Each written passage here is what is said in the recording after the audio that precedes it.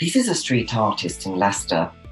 Leicester streets are paved with talent, or the streets of Leicester are paved with talent.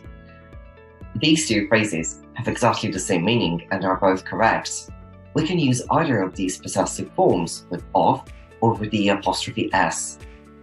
This is usually true when we talk about things that are man-made, for example, streets, machines, buildings, organizations, countries, and cities. Let's have a look at another example. I don't agree with the smoking policy of my company. Or, I don't agree with my company's smoking policy. They're both correct.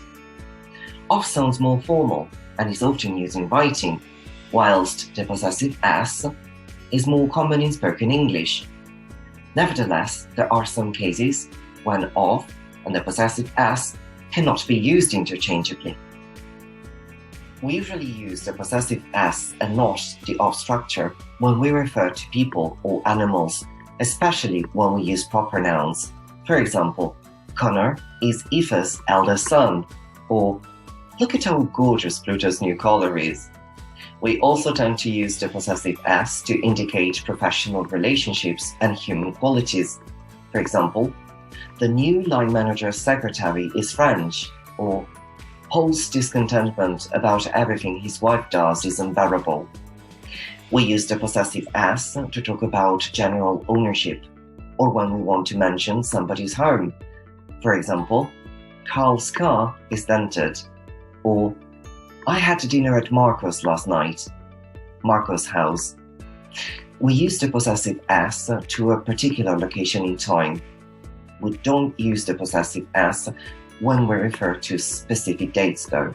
For example, have you read today's newspaper yet? Or I couldn't attend yesterday's lesson.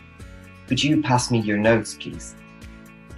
We use the possessive s when we want to talk about the origin of something, where it comes from, or who made it. For example, Sicily is Italy's most popular tourist destination, or Mrs. Dalloway is Virginia Woolf's most famous book.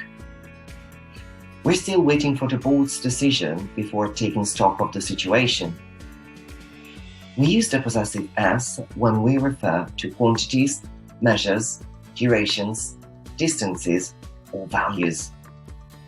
For example, we're looking for a candidate with at least 2 years' experience in retail, or Jack's house is just 5 minutes walk from the supermarket, or can I have a £45 worth of petrol, please? We use the possessive s when talking about shops, companies, or places providing the service. I usually get my food shopping at Sainsbury's, or I got some courgettes and aubergines at the greengrocer's this morning. We use the possessive s in fixed expressions.